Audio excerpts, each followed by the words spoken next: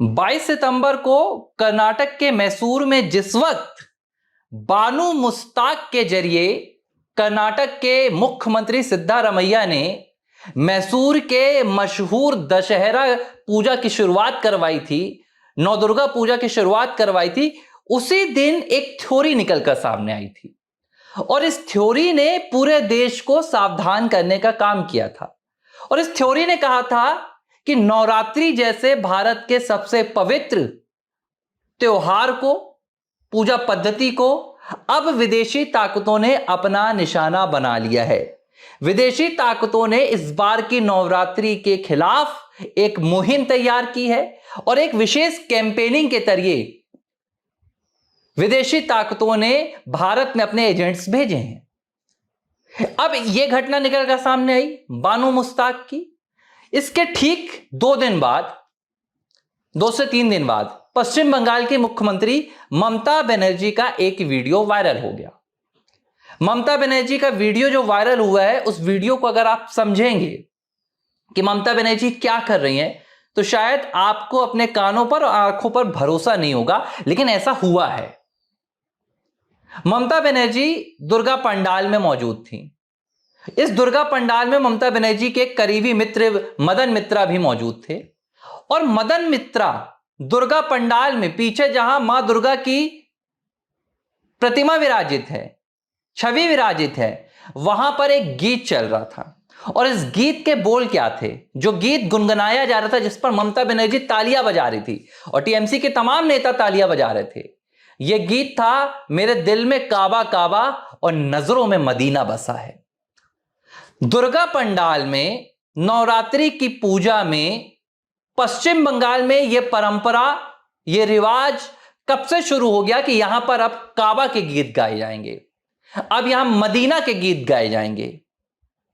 ऐसा तो कभी नहीं होता था, लेकिन इस बार हो रहा है।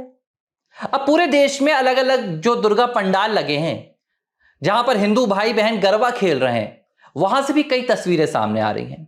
और इन तस्वीरों में क्या सामने आ रहा है कि कुछ मुस्लिम युवक हैं, इस बार मुस्लिम जो कुछ युवतियां हैं, वो कह रही हैं कि हमें दुर्गा पंडाल में गरबा खेलने की इजाजत नहीं दी जा रही है, हमें नवदुर्गा की पूजा में शामिल होने नहीं दिया जा रहा है। और इसी तरह का सवाल बानू मुश्ताक के मामले में भी उठा।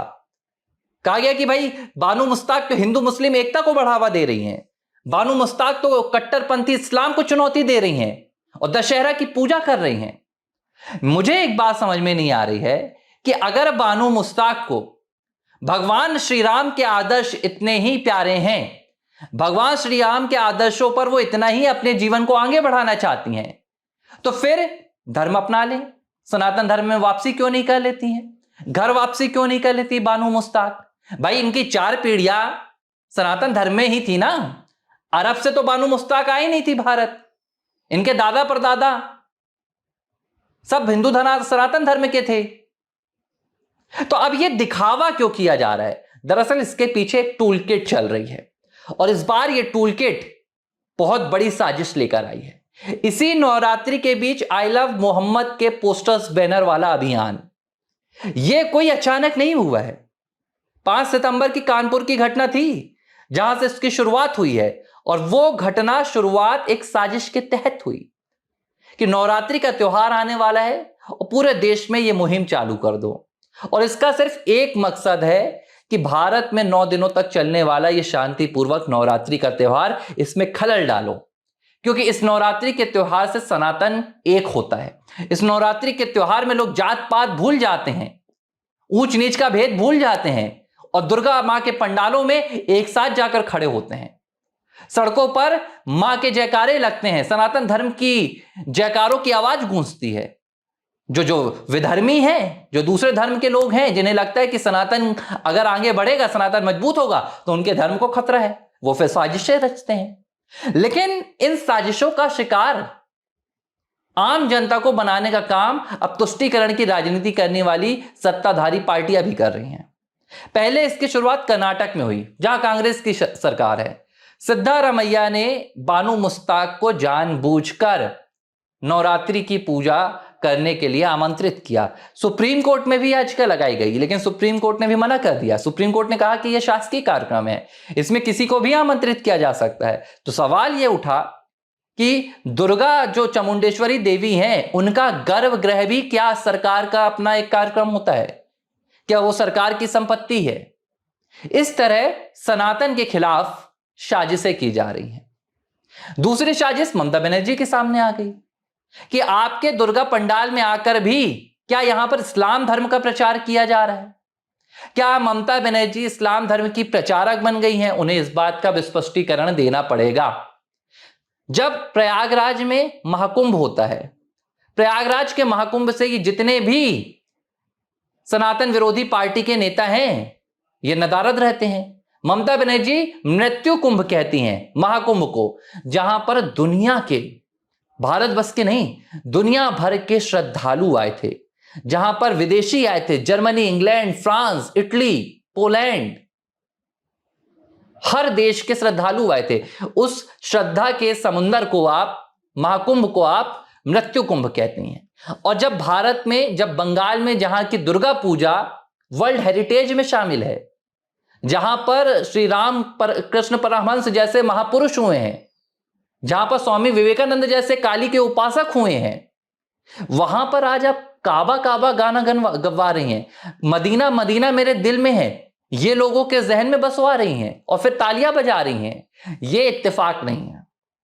इसके पीछे सनातन विरोधी एजेंडे की एक साजिश है और तुष्टीकरण की लालसा में, तुष्टीकरण की राजनीति में और वोट बैंक की राजनीति में डूबी ये सत्ताधारी पार्टियां इस पूरे एजेंडे को भारत में लाकर अंजाम दे रही हैं। राहुल गांधी का एक बयान आया था पिछले साल 15 जनवरी को 2024 का, जाइएगा गूगल कीजिएगा, तारीखें दिमाग पर रखता हूं क्योंकि ऐसे बयान मेरे दिल पर भी लगते हैं। कांग्रेस पार्टी का जो नया दफ्तर है उसका उद्घाटन हो रहा था और राहुल गांधी मंच पर चढ़कर कहते हैं कि हमारी जो लड़ाई है वो आरएसएस और बीजेपी से नहीं है, हमारी लड़ाई शक्ति से है। शक्ति का दूसरा और कोई शब्द भारत में साक्षात जगदंबा के अलावा नहीं है। तो राहुल गांधी ने सबसे पहला यह ऐलान किया था जिसमें उन्होंने कह दिया था कि अब जो हमारी लड़ाई होगी वो शक्ति से होगी, यानी कि सबसे पहले सनातन धर्म के खिलाफ लड़ाई होगी और इसकी शुरुआत हो गई है।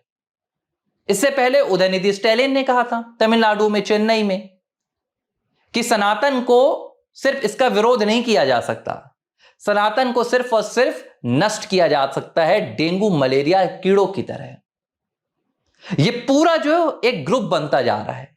अब मुझे यह बात समझ में नहीं आ रही कि इनको फायदा क्या हो रहा है। इनको जो सिर्फ एक फायदा हो रहा है वो यह होता है कि जब ये सनातन का विरोध करते हैं तो ये दिखाते हैं कि हम एक विशेष धर्म का पक्ष रख रहे हैं, हम एक विशेष धर्म का समर्थन कर रहे हैं। क्योंकि ये जो विशेष धर्म है, ये विशेष धर्म कहता है कि भाई जो हमारे आराध्य हैं उनको नहीं मानता है, सीधे कह देता हूं, जो हमारे अल्लाह को नहीं मानता है वो तो हमारे लिए काफिर है, वो हमारे लिए कोई मायने ही नहीं रखता। तो ये भी यही बताने की कोशिश करते हैं कि देखिए हम तो सिर्फ आपको मानते हैं, हम तो ये नौ दुर्गा नहीं मानते, हम तो नौ दुर्गा के पंडालों में भी जाएंगे, देवी मां के पंडालों में जाएंगे तो गाना गाएंगे, दिल में मदीना नजरों में काबा, नजरों में काबा दिल में मदीना। मजाक बना के रखा है। यहां पर इनका सेक्युलरिज्म कहां चला जाता है। और अगर ऐसी एक तस्वीर सामने आ जाए, कभी ममता बनर्जी किसी मस्जिद में जाकर, मजार में जाकर या मुस्लिम संगठन के कार्यक्रम में जाकर क्या राम सिया राम के जयकारे लगाएंगी, क्या राम सिया राम गाना गाएंगी? ऐसी तस्वीर कभी भारत में नजर नहीं आती है। लेकिन सेक्युलरिज्म का जो सारा ठेका है वो सनातन धर्म के माथे फोड़ना है इन्हें। क्यों? क्योंकि तुष्टीकरण की राजनीति करनी है, सनातन धर्म को दूषित करना है, इसे कमजोर करना है। और इसकी शुरुआत इस नवरात्रि से पुरजोर तरीके से हो गई है। हालांकि अभी विदेशी ताकतें कौन सी हैं इसके पीछे, यह जानकारी सामने नहीं आ पाई है, लेकिन बहुत जल्द वो ताकतें भी सामने आ जाएंगी। क्योंकि हाल ही में पाकिस्तान के प्रधानमंत्री नवाज शरीफ का एक बयान आया है, शहबाज शरीफ का। नवाज तो सत्ता सौंप कर चले गए हैं शहबाज को। शहबाज ने कहा है कि हिंदुत्व दुनिया के लिए खतरा है, हमारी लड़ाई हिंदुत्व के खिलाफ है। तो क्या ये जो ममता बनर्जी का काबा काबा गीत है, जो बानू मुश्ताक के जरिए दुर्गा पूजा कराई जा रही है, जो शक्ति के खिलाफ राहुल गांधी लड़ाई का ऐलान कर रहे हैं, इसका तार शहबाज शरीफ से जुड़ा हुआ है, कराची, इस्लामाबाद और पाकिस्तान से जुड़ा हुआ है। मुझे लगता है कि अब जांच शुरू कर देनी चाहिए। अगर अब देरी होगी तो फिर एक बार देर हो जाएगी। 700 साल की गुलामी के बाद हिंदू धर्म आजाद हुआ है। 500 साल मुस्लिमों की गुलामी, मुगलों की गुलामी, 200 साल अंग्रेजों की।